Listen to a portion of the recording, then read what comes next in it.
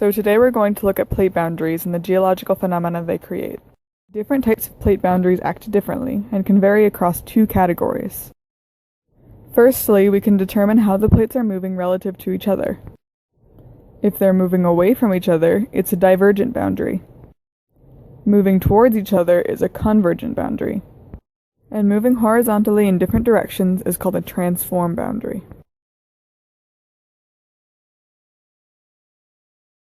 Plates are either continental or oceanic, so we also categorize boundaries based on what type of plates are involved. So what happens at these boundaries? Let's look at a few examples. At an ocean-continent convergent boundary, the heavier oceanic plate is pushed underneath the lighter continental plate.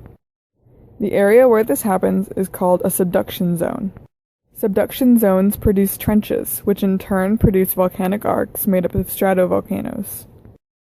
Ocean-ocean convergent boundaries appear similar to ocean-continent boundaries. One oceanic plate is subducted, and a trench is created. The difference is that instead of stratovolcanoes being formed as a result of the trenches, island arcs are formed. Continent-continent boundaries work a little differently. Neither plate is subducted. Instead, the crust buckles and the crust is pushed either upward or outward.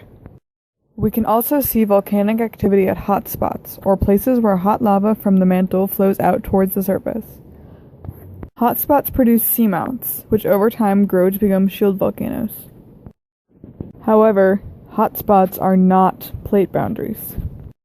So not everything we talked about today was boundary related, but those examples that were boundary related are some of the more important ones to note in terms of what geological phenomena come from plate boundaries.